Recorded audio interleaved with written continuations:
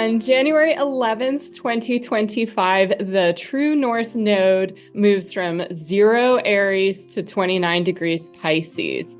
And in honor of this, I've got Timothy Glenn here, and we're going to just kind of give a little preview of the North Node from January 11th to April 28th, 2026. So about 18 months or so. Welcome, Timothy. Thank you. Yeah, this is going to be an interesting time. Of course, we say that about everything.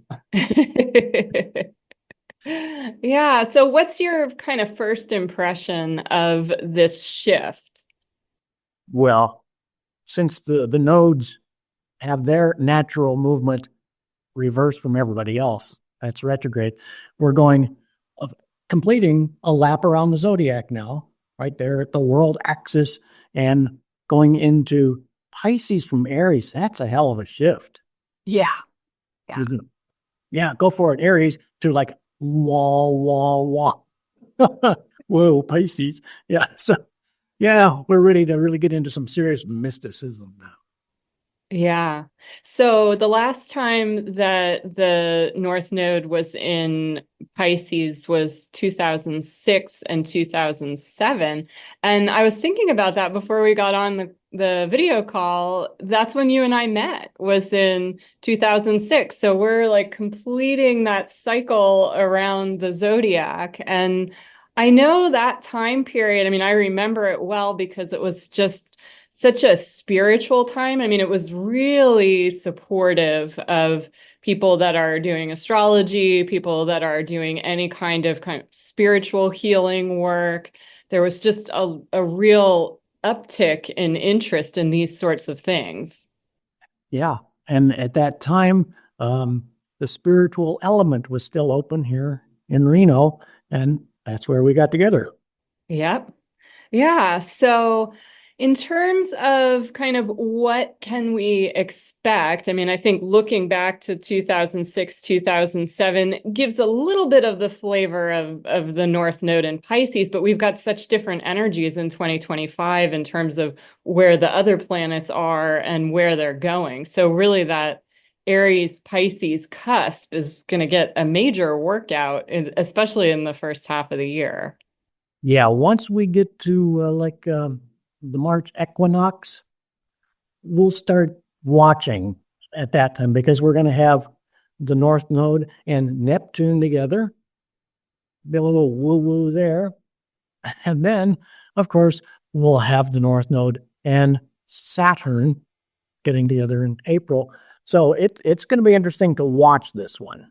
Yeah, and I know a lot of people are worried about Neptune entering Aries because that's where Neptune was with the Civil War for the US.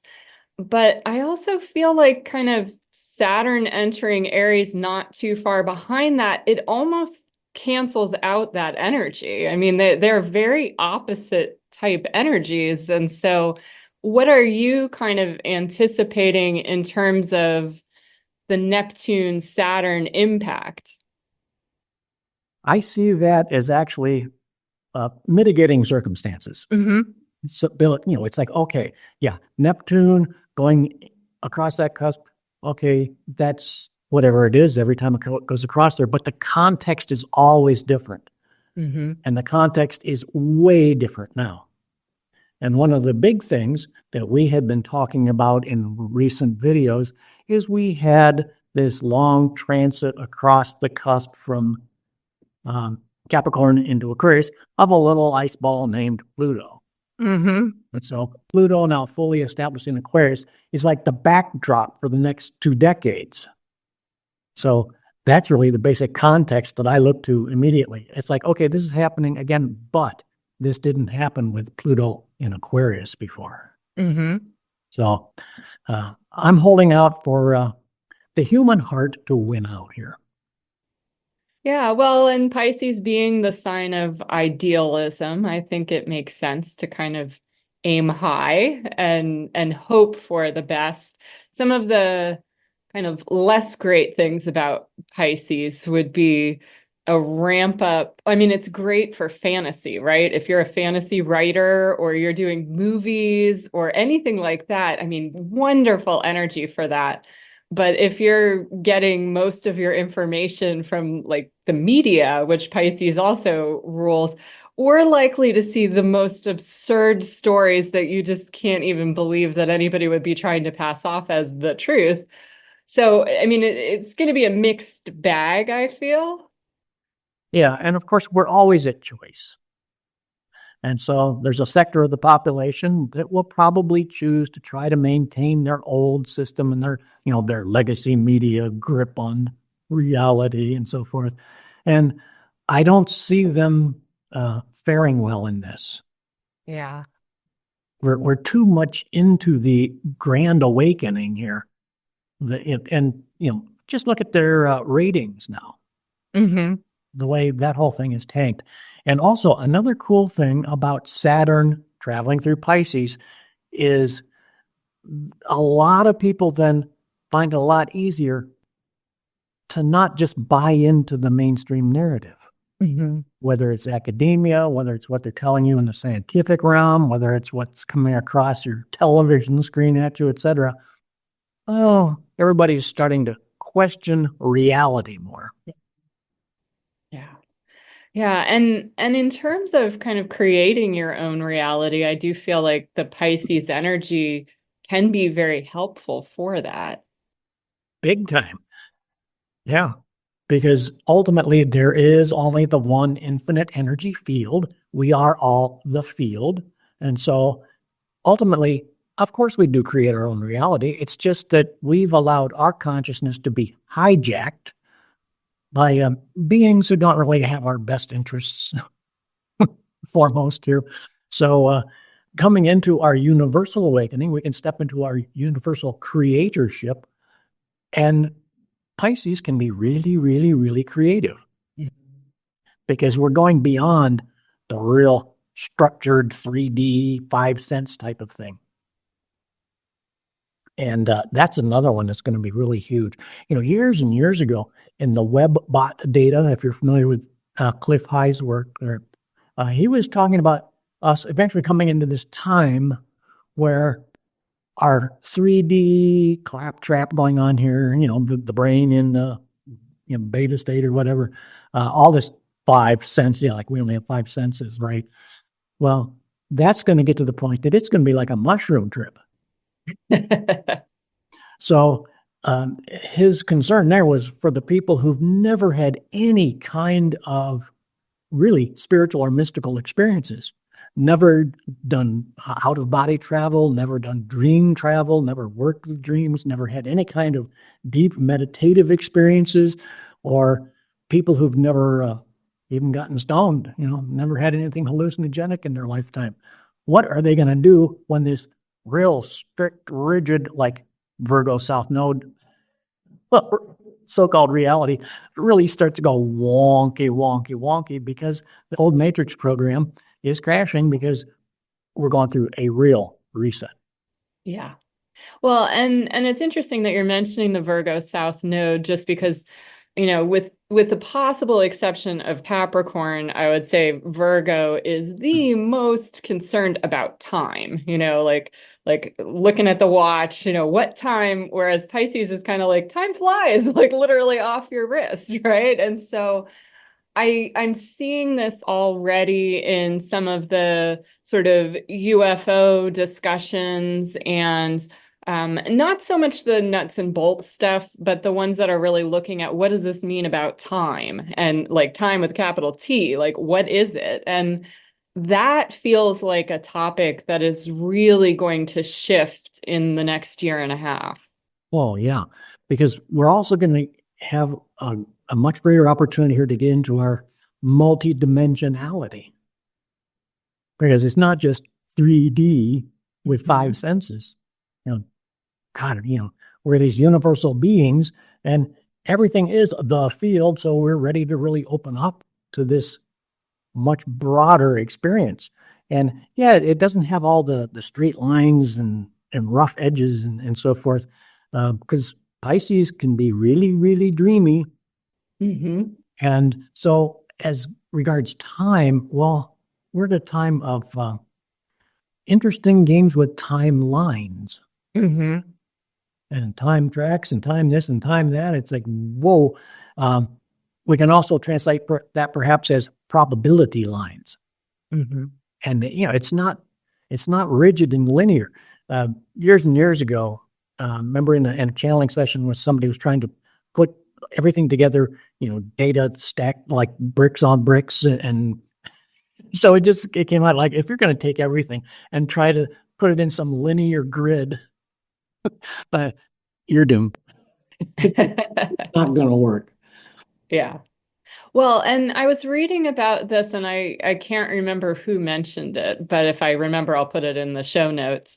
The last time that Neptune was in Aries was when the Impressionist movement really took off. And so, I mean, if you think about that, kind of this blurring of boundaries, it really turned the art world upside down. Before it was all this realism and then all of a sudden it's like, oh, this blurry dreamscape.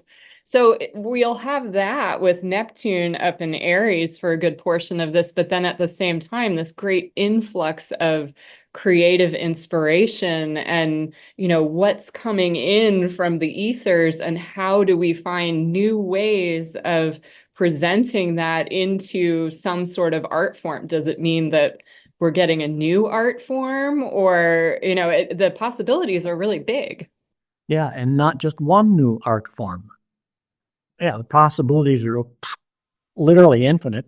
No, it's like, okay, what are we open to allowing ourselves to experience? What are we going to be capable of accepting as reality? Now, some of us can accept an awful lot as reality because we've dealt with other realities, because we haven't stayed locked into the 3D game here. So this is going to be really fun. And I'm glad you brought up the Impressionists and so forth. Okay, like you like to post pictures of your garden? Okay, so you got photographs of these flowers. Okay, now just transpose that into a Monet garden. Yeah. And go from there. Yeah. Well, and also I just think, and I'm relieved about this because there's been such a kind of push towards ugliness, kind of like with architecture, with clothing, with, there's just been this kind of movement towards really unaesthetic. And I think it's going to shift. I think the values, especially, and we haven't talked about Venus going retrograde this year in both Aries and Pisces, but with Venus playing a significant role. And in mid-April, it's from April 17th to 24th. I am very excited about this time. So Mars will be moving back into Leo on that April 17th date. But between the 17th and the 24th, there's this like long conjunction happening with Venus in Pisces, Saturn in Pisces, and the North Node. The moon gets in there as well. And I just feel like Venus, Saturn conjunct in Pisces, I mean, you get that kind of like creative energy, right? With Venus, ruling the arts, and then you have Pisces, this imagination, and then you have Saturn saying, okay, yeah, you have this inspiration. How do we bring it down to earth? I just feel like that period is going to be very interesting, also for relationships too, kind of endings and beginnings, very fated kinds of connections with people. Yeah. In fact, that takes us to the previous year and a half where the North Node and the South Node were dealing with a different axis there, because the Libra South Node was like, okay, do we really want to continue a lot of these old codependent patterns and so forth? Do we want a little bit more of our self-assertion in the midst of this? So, yeah, that's going to play out very differently now that we have finished this year and a half. And it's been interesting to watch that dynamic, because especially watching social media posts and so forth, some of the people who, for years and years and years, they've been like a poster child for codependent relationships and all those issues are suddenly posting things that are like, wow, they stepped out of it. Mm-hmm.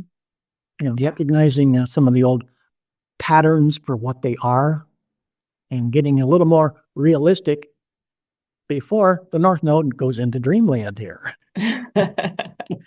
Yeah. And in a personal chart, a lot of times you look at the South Node as kind of the things that you need to move away from, and the North Node as the things that you need to move towards. That's a bit of an oversimplification, but it holds most of the time. But what I've really been noticing about the sort of the collective experience as these points, move through space is that you get the good and the bad. So, I mean, with Aries, we've had all this identity politics, and just like the drumbeats of war have just been pretty nonstop since that North Node moved into Aries. And so I think with Pisces, it's all of this amazing, sparkly fairy world, UFO, otherworldly kind of stuff. But at the same time, for people that have issues with addictions or issues with boundaries, issues with alcoholism, I mean, I think we're likely to see more of that arise as well. What are your thoughts on that? Yeah, because when we're dealing with a 12th house, Pisces, Neptunian type of energy, yeah, that's like one of those plastic Easter eggs, where it's one side is one color and one is the other. It's like black and white. Mm-hmm. It's like, yeah, there's the deep, dark, ugly stuff with all the addiction and martyrdom and all that stuff. Oh, yeah, I forgot about the martyrdom. Oh, yeah. Yeah, like religious extremism, no boundaries. Ooh, yeah. Yeah. So, it takes victimhood to a new level. It's typical human insanity. We've been dealing with it for thousands of years here. But this is really a time when we can simply move beyond all that. A time for great transcendence. And so, I'm looking at April and thinking, okay, that's to me like a really cool time because, with the North Node going retrograde and Saturn coming direct, they cross paths there in mid to late April, especially. It's like, okay, Yeah. really cool here. And then you throw Venus into the mix and all this cool stuff during this time. This is where I really see an opportunity for us to turn things around and collectively, because we're getting to the point where we have such a minimal part of the population totally bought into the mainstream narrative that they just don't have enough oomph behind what they're trying to do. So we've got a lot more of our creative energy moving forward into this time where we're going to come from that universal spirit and we're going to start really finding fun ways to manifest it. And that's one of the things that Saturn can do for us there is find different forms. Because you can look at a Monet garden and you can see a garden. But you look up close, you don't see any flowers. All the little dots. Yeah. Well, and I do think it's going to be an interesting shift from January to April, because in January, when the North Node enters Pisces, Neptune's right there. And so like 28, 29 degrees Pisces, really getting a workout in January, February. But then by April, Neptune's in Aries, so not even in Pisces. I mean, early Aries, but still, like the Pisces energy is going to be much more dominated by Saturn and by Mercury and Venus. And the Mercury retrograde this spring is really interestingly tied with the eclipse. Have you noticed this?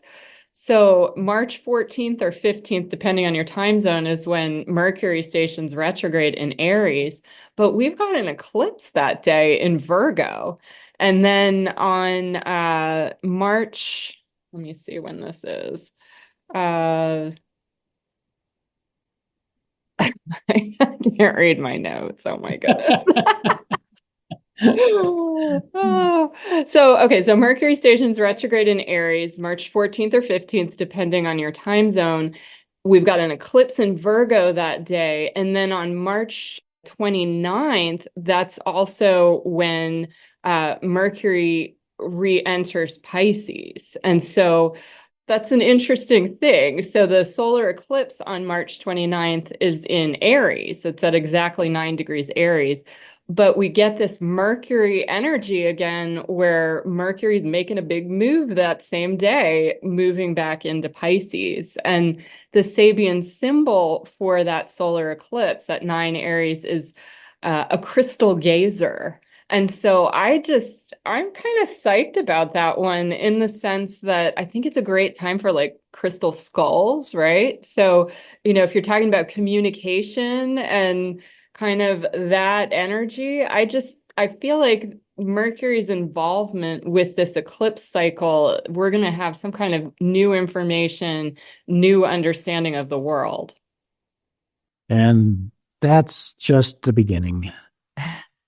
Oh, we're going to have so much uncovered. This is just going to be a different world by the time we even get into 2026. Mm-hmm. So I'm definitely looking forward to that. And going back to the Virgo South Node for a moment, yeah, we tend to look, kind of negatively toward the South Node stuff. But even in your natal chart, that can also be part of your toolkit. Mm-hmm. Because part of what we brought in from our other lives is cool stuff. It's not like we didn't learn anything along the journey here. It's like, whoa, okay, yeah. So that can give us a fun time to play with the various structures and so forth. And yeah, we'll especially with Saturn. I really like Saturn in Pisces because it's not so Saturnian in Pisces. Yeah, exactly. It's a lot more fun. So yeah, the possibilities are just huge. And so, and especially with the backdrop of Pluto and Aquarius now, and to see a lot of this play out also then really down to earth technologically. So to have the idealism and the dreaminess and the mysticism, that's all great and it's all cool. But to see it start to manifest out here in the old 3D realm, where we actually have technologies, and we will have technologies that are just temporary. It's just to help us get to the point where we don't need those crutches anymore. Mm-hmm. Well, we haven't mentioned Uranus entering Gemini, which happens on July 7th. So, I mean, that's kind of technological advancement as well. And, when that happens, we'll have everything in a nice alignment. So Pluto and Aquarius will be trining Uranus and Gemini, and then right in like 0, 1, 2 Aries, we've got Saturn and Neptune. So sextiling those 2 points. And I don't know when that has happened before, where everything has been in this kind of lovely, supportive lineup. Yeah. And an interesting note there when we get to, like around 27 degrees of Pisces, we're squaring the galactic center. Mm. So who knows? That'll be interesting to watch. Yeah, the whole UFO, UAP thing, I think really for the next 3 years, because when the North Node enters Aquarius, it's not like that stuff is going to stop. I think, this Pisces Aquarius transit is going to be very interesting in terms of our understanding of our place in the universe and how we communicate, and also like our spiritual connection to the earth, but also to the sky. Yeah. And we'll see what happens with all this UFO, UAP type stuff.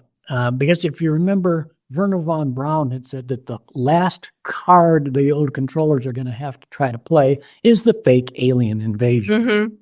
And to try to play that card while you've got real aliens here, okay, that'll be interesting. Yeah, you and I have been talking about that since like 2010. I remember having a conversation with you when I was in my apartment in Chicago, and that was 2010. But we were talking about how if that card gets played, that then opens the whole playing field of alternate realities, and who are we relative? Are we those people in the future coming back and all of that? And so, yeah, again, with the time, I think the timelines are so bendy. And then 2025, we're in this kind of preview period because all of the planets, other than Pluto, which is, solidly in Aquarius, and the North Node, which is not going to go back into Aries, the other ingresses are just temporary. And so we're in this kind of nebulous trial run or something, but that seems very Piscean to me. Yeah, and back in the day, I really liked the work done through a group called Extraterrestrial Earth Mission, and they had lots of fun stuff. And one of the fun uh, little sayings we had was "delight in the mystery." Mm. And see that there you go to that Virgoan South Node. Well, especially the way it has been abused in the old system here, especially through the school systems. It's like all this pressure where I have to, whether it's correct or incorrect, or accepted or rejected, and right on the spot, you have to know, and you have to have everything lined up and in boxes and everything in order and everything in a linear grid work. And now it's like, forget it. Yeah.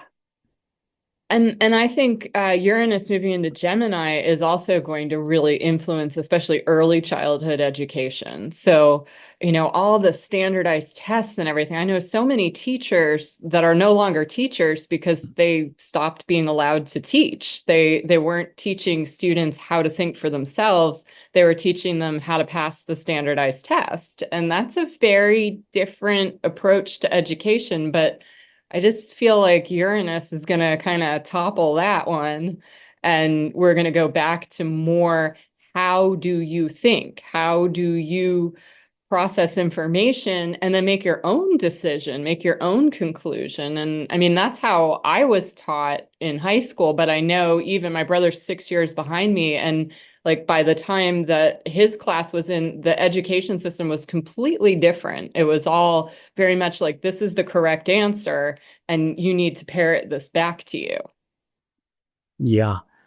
It's interesting that it just 6 years makes such a difference. And I recall back in the 80s, there was a trivia game that came out. It was real popular. It was called Trivial Pursuit. Oh, yeah. Uh-huh. That came out. And I remember my brother and I were just like horrified at like young people, like high school and college at that time, how little they understood and like how much disinformation they just accepted as their reality. It was like, wow. So I have not in many, many years referred to that school system as the educational system because they're not really educating. They're not drawing anything out. Mm-hmm. The dreams, the visions, the talents, the abilities, etc. That's what education is, to educe, educare, to educe, draw out, not indoctrinate. Mm-hmm. Standardized test, please. And actually, this reminds me of a dream I had. God, it was back in the 90s. It was like we were in the time of, like, we'll call it early New Earth in this dream. And a friend was dropping off her two little kids, and there were some other kids that were going to be there. And I was going to take the kids out in a hovercraft. And we're going to look at the lay of the land and so on and so forth.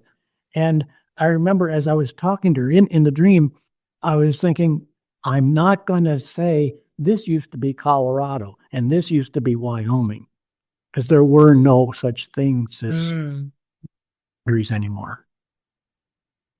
And so education at that time for the kids, especially the little kids, it was, a lot of homeschooling. That was really the basis. But then there's, little co-ops.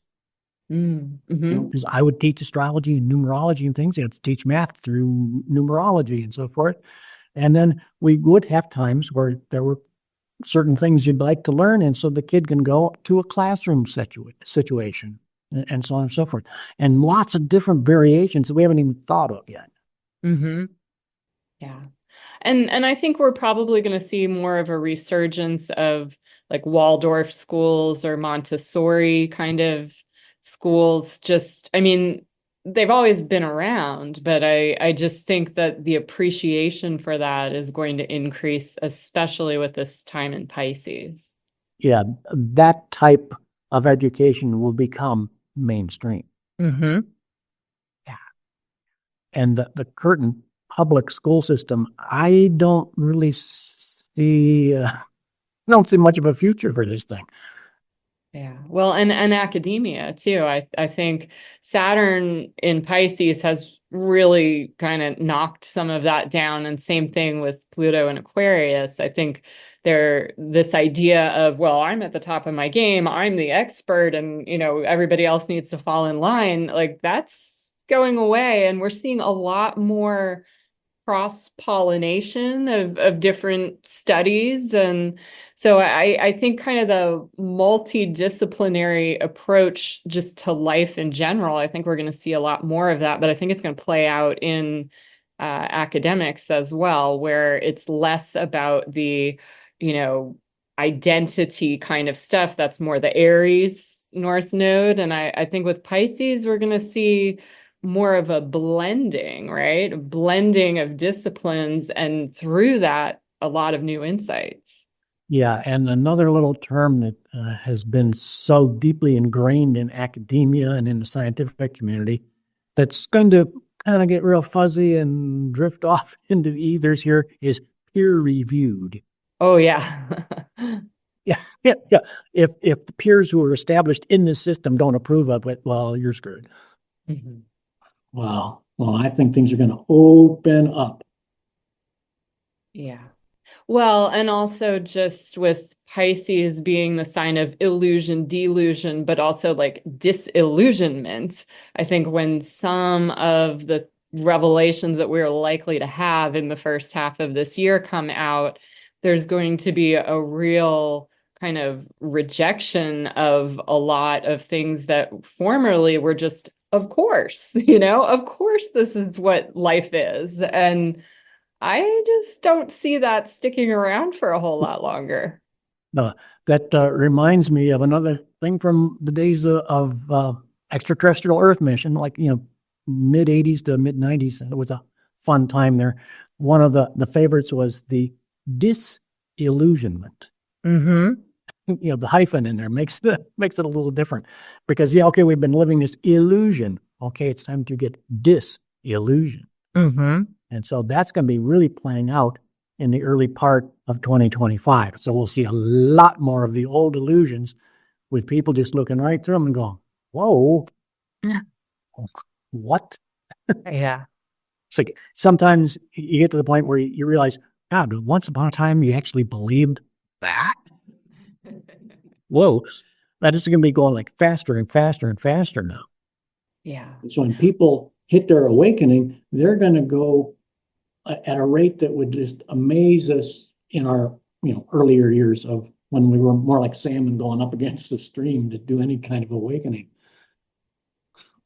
Yeah, I think it's going to be a little bit like a collective brain injury. And I don't mean that as like a scary thing. I mean, my brain injury was the best thing that happened to me, but the changes are going to be so rapid. I mean, for people, as you said, people that have done psychedelics or have just meditated or had some odd experiences that don't fit into the narrow definition, those people are going to have an easier time with it. But for people that have operated primarily from the rational side, I think it's going to be kind of like a jolt to the head, and where things are just like scrambled for a while and where you don't know what's what, but you kind of get comfortable with the uncertainty, comfortable with like, oh, this is blurry. I have no idea what I'm doing. But that allows you to kind of relax into a more authentic approach to life where it's much more heart-centered and, maybe prayerful, however you conceive of that, but where the mental realm is much less of the focus. Yeah. So there's a fun thing I've been working on that's been well over a year now. I often have these times where I'm like really focused on remembering something that happened. And it's like I really remember this. And then suddenly I snap and go, oh, that doesn't even fit this reality. Yeah. Yeah. Not at all. And then I try to maintain that, that focus that I had, and I haven't been able to do it yet. Yeah. As I get back in here, and it's like, oh, I don't have that anymore. Oh, so to get that all blended together where we can just shift our perceptions from one reality into another that is wildly different. Yeah. Yeah. Well, and I'm hearing that from a lot of people where they're kind of like, I don't know if I'm having a dementia moment or if I change the timeline, but all of a sudden I realized that my memory of that event is not true. And like it was always true before, but you think back on it and you're like, wait, that's not how that happened. But it's so sudden and it's happening with so many people that it does feel like, the Mandela effect is going mainstream. And if we just pan the camera back for a moment, we just say, okay, speaking of multidimensionality here, okay, there are timelines, there are infinite futures, infinite pasts, there's infinite right now. It's like, it's all the infinite field, infinite variations. And it's like infinite intermingling holograms. Yeah. It's not rigid, it's not linear, unless we want to limit ourselves to that. Right. Yeah, it's very both and. Yes. And that's another one that we can keep encouraging people to graduate to, from either or to both and. Mm-hmm. Mm-hmm. So one of the nicer ways of integrating that Virgo Pisces axis, I think, is taking the discipline from Virgo, right? Because Virgo can be very disciplined and very discerning. So take some of that and put it into the mix with all of this woo, and have more spiritual discipline, spiritual discernment, and be coming from a prayerful place, be coming from a heart-centered place where your main focus is on these other things, but you're running it through a place of discipline where you have something, because I think people are going to need it because it can be very disorienting. Having had a brain injury, well, multiples, but having had a brain injury, I mean, it is profoundly disorienting when things just don't make sense, or you're trying to go along this path and then it's like, whoop, that didn't work. And so having a discipline, whether it's meditation in the morning, even for like 5 minutes, just to like center yourself before you start the crazy day, I feel like that can be very helpful for people to have some kind of a grounding, centering practice, whether that's yoga or meditation or, mala beads or the rosary. I mean, it doesn't really matter like what it is, but choose something and do it regularly. That provides a structure so that you can weather the weirdness a lot easier. Yeah. And on that Virgo South Node, having, some practicality here, but then how do you blend it with that Piscean North Node? Well, it reminds me of this really cool story that somebody published in one of these offbeat, new agey type journals back in the 90s. This family of ETs, whether they're Pleiadians or whatever they were preparing to travel to Earth because, Earth is going through this awakening. So they're going to visit and help out and so forth. And so they were already making spiritual contact, especially in dream time, with the people that they would be working with. And there was one family, especially on Earth, that they were going to be working with. And this little son of theirs had this dream where he got kind of freaked out because the family got in a car wreck. And he couldn't understand how this kind of thing would happen. And so, his mom's trying to explain this to him. And he just said, well, why didn't they face through each other?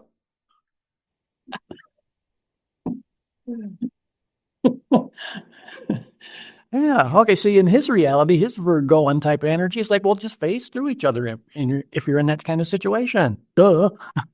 I had an experience like that on New Year's Eve, actually. I was walking, I was going across with the crosswalk. I had the light, everything. I was almost across the street, like 4 lanes of traffic.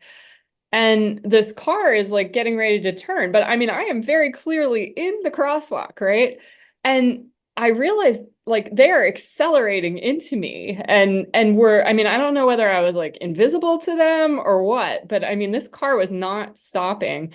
And all of a sudden, this is going to sound crazy, but this is what happened. It was like I levitated up and it was like I was moved to the sidewalk and the car missed me by seriously like a half an inch, maybe an inch at the most. Wow. And it was just this like very surreal thing where it was like I'm standing there and I'm like walking, but I'm trying to avoid this car, which every time I adjust, the car is like aiming more for me and go, slamming on the gas. And then it was like, whoop, whoop. It was like not in this reality today. So Okay. Well, you used the word surreal. Well, what sign would really be the home of surreal that would energy? be Pisces. Yeah. Yeah. Yeah.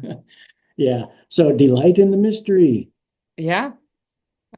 Oh, and a dream guy message that I get fairly often because I'm an impatient Gemini is delay leads to delight. And I feel like that is another one for that Virgo Pisces axis where you get that delight in the Pisces.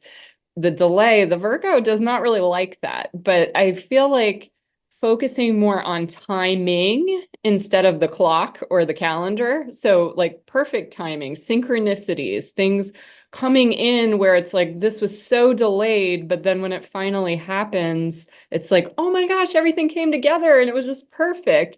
It's like, oh, and I had this dream a while back about cosmic time chefs. And you know how in airports you see all the clocks on the wall with all the different times? It was like that, except they were like on a banquet table that had a little heating element underneath it. And all the clocks were moving around, doing their thing. And there were these master time chefs, and they knew exactly when to serve each moment so that it would be the most delicious moment. And it would go with all the other moments, but it was like they knew exactly which course we were on. And I don't know, I always remember that dream because I think I think it's probably kind of how reality works, but I think we're going to see a lot more of that with the North Node in Pisces. Yeah. Some of us have had, different dream experiences where we see this reality through that kind of lens. Mm-hmm. And for example, one I had back in the 90s was seeing what's going on here and at the same time seeing these other beings who are like coloring things in for us. And then when like you can't find your keys, well, somebody forgot to color them in. And then it's like, oh, well, there they are. They were right on the table the whole time. And then somebody go, oh yeah, I just forgot to color them in. Yeah. Whatever. I think we're going to see more glitches in the Matrix or, whatever you want to call it. And I was watching the new documentary Cosmosis last night, and it was like episode 3 in case anybody wants to check that out. But it was interesting in that they were talking about the after effects of contact events, whether it's like you saw a UFO or you saw a UAP or you had a near-death experience. And that these very distinct after effects where you tend to become more psychic, you have more synchronicities in your life. A lot of times you're becoming more compassionate. A lot of people are studying Reiki, becoming healers. Mike Clellan has noted a lot of that in his owl research as well. But there is this kind of I don't know, theory that maybe these aren't just the after effects of those kinds of events, that like that's the point of the events, that this kind of opening of consciousness, this blending of, more rigid ideas of reality where it gets so blended that you can't figure out where the lines are anymore, that's not just a side effect, that's actually the point. Yeah. And you used one of those magic words in there, empathy, Mm-hmm. because empathy, that corresponds with Pisces. Mm-hmm. Just as years ago, we went around the zodiac and it's like, oh, well, we've got all these, we have more than five senses, just do 12. We have 12 different senses here. What about your sense of timing and your sense of positioning and, you like your sense of direction, and et cetera, et cetera. There are all these different senses we have. Well, how about a sense of telepathy? Mm-hmm. Okay. That's more Aquarian. Mm-hmm. All right. Well, then you go to Pisces. That's your sense of empathy. Now, that's going to be a huge one because the beings who've been running the show, as it were, in the old matrix here, the old not user-friendly control freaks, one thing that's been noted about them is they have no empathy. Mm-hmm. That's why they are able to do the things that they do and then sleep at night. Mm-hmm. They don't feel what others feel. Yeah. So empathy is really opening up from the heart to the universality because ultimately it's all one. Mm. And so empathy is going to come to the fore. And if we come at everything from a place of that universal empathy, that's going to shift this reality. Mm-hmm. Yeah. Although that said, I think people could experience empathy overload in January, March, and April. Probably more January through March, actually, when Neptune is more in the mix. So for people who are empaths, like the energy brush off, right? And just, what is yours? What is someone else's? Yes, it's all one, but while we're still in this kind of middle zone where we're not quite into that 5D or whatever reality, if you find yourself just overly exhausted, like you were feeling fine, and then all of a sudden, oh my gosh, the weight of the world is on me. Do an energy brush off, do something to ground yourself, but also just realize that it's, we feel for everyone and everything that's happening, but also part of Pisces is realizing that there's a higher power. And so, you may feel the pain, you may feel the grief that someone else is feeling, but it's not your job to totally fix it on your own. Like you can outsource some of that to a higher power. And I think that's really going to become more important as we move through this year. And another little trick that I've enjoyed is, living an empathic life. Install a dimmer switch on your empathy. Mm. And you can do that. All right. Where thought goes, energy flows. So, all right, there's this thing going on over here. We would rather not feel that. Mm-hmm. So just for that, turn the dimmer switch down. Mm-hmm. And where thought goes, energy flows. You can learn to do that. Yeah. We're kind of like having a water filter, right? Like we've got Pisces, it's like all the water, the flood, but have your little Berkey out, your internal Berkey, where you're like, okay, that is not settling into me. Yeah. So there's a lot to look forward to in the early part of 2025. And yet the external world out there, that game is going to continue because that's what those beings tend to do. But they have already lost the game. Mm-hmm. It's like an analogy that came out years ago. It's like you have two chess masters in a match, and you're down to the end game, and anybody who truly knows the game can see, okay, there are 9 more moves, and the game is over, and we know which one is going to win. Mm-hmm. Because we know the move that's to be made, and then the other guy has to make that move, and then, okay, now we make this move. It's just that we have to play it out. Right. Because these other beings are not being graceful and just tipping over their king, Yeah. Well, and it's like infinite players or finite players. I mean, Pisces is more favoring the infinite player than the finite player. And I feel like as more people step into their infinite consciousness and just how expansive we can be, I do feel like it's going to be a nicer world. It's just the, stories. I mean, there is drama, there is conflict that moves the story forward. But if you remember that it is a story, And if you can be a little less attached to it, I think the outcome is going to be much more favorable. Yeah. And well, like our old friend the Buddha had said, all of our suffering comes from attachment. Mm-hmm. So it would help for us to be able to use this time period to develop the ability to have connection without attachment. Right. Yeah, so more like non-attachment as opposed to detachment. The Yes. detachment would be more Aquarian, right? Yeah. But we're not in that phase where it's like, oh no, I have nothing to do with you. It's more, I don't need to control you. I don't need to control this outcome. I have something infinite within me that's going to be okay regardless of which little plot details show up. Yeah.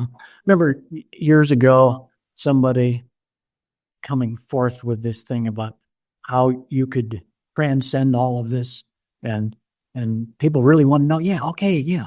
It's easy. It's simple, really, really simple, not easy, simple. And that's just complete non-attachment to all persons, places, things, and specific outcomes. And they go, oh, yeah. Well, it's all unfolding, and the opportunities are here for us because really the mystery is just opening up. Yeah. And so, okay. So, yeah, it may not be a literal mushroom trip, but that's a decent analogy. Yeah. Before I forget, I did want to let people know about your new YouTube channel, or I guess it's not new, but you're now posting content on it. Yeah, So I didn't even know I had a I got a channel since like 2011 or something. I didn't even follow it. I had created it. I said, oh, well, I'll start posting some videos. So I did start doing that. Yes. Yeah. And so where do people find that? Well, YouTube. So it's Timothy Glenn. Also, Timothy Glenn Astrology can get you there. Okay. And I noticed that if you land on the home page, it says there's no content, but if you click on videos, there is definitely content there. So just a heads up for people, if you get there and it says there's no content, that is not true. That is like the gatekeeper. Oh, okay. In other words, I need to learn how to go in there. Maybe. I don't know that either. You're Okay. for an Aquarian moon and Aquarian sun, we're a little non-techie here, but I did want people to know that because he's putting out some great content, and my channel's changing. I announced this back for my Capricorn new moon video, but in case people didn't see that, I'm shifting because with this year, with so many of these different ingresses into new signs and all of that, I just feel like I don't have time to make all the different videos with the new moons and the full moons unless it's an eclipse or something really significant also happening around that time. So Tim and I will do some more of these longer form contents, but he's doing a lot of shorter form content on his channel. Yeah, I'm going to stick for the most part, like 20 to 30 minutes and maybe shorter. Mm-hmm. Yeah. So I'm glad that you're doing that. And I think that's going to be very supportive as we're navigating through these different waters. And another thing, kind of an image that I get too, in terms of navigating through waters, is if you're in like a rushing river and you're trying to avoid, logs and boulders and all of that. I mean, the worst thing you can do is like try to control where you're going. You're going to smack right into that stuff. Whereas the water moves around the obstacles. And so I think that's something to remember as we're entering this kind of bizarre realm, is like, we can make like water and flow much more easily and maybe not get quite so banged up. Yeah. I flash back on the old days of whitewater rafting, and the way they teach you is if you get tossed out of the raft and you're in the rapids, then you turn to face downstream, kick your feet, and of course you got your life jacket, and that will just help you stay in the center of that current. Mm-hmm. And water flows through the channel of least resistance. Yeah. Boulders are resistance. So if you don't want to hit boulders, get centered in the current. Yeah. I think that's probably a good note to leave people with, get centered in the current. Yeah. Delight in the mystery. Oh, yes. All right. Well, thank you so much. You want to remind people how to find you on your website as well? Okay, soulpurposereadings.com. All right, great. And people can find me at asklarabruno.com or on the YouTube channel. So I'll put links to Timothy's information in the description as well. But we'll be back as we feel led, and we don't really have a plan for this year, but we'll be back as we feel led to kind of offer a little conversational guidance. Plan? That sounds like a Virgo South Node thing. Exactly. We don't have it. Okay, well, thanks. Yeah, thank you. Always great chatting with you. All Definitely. right. Take care.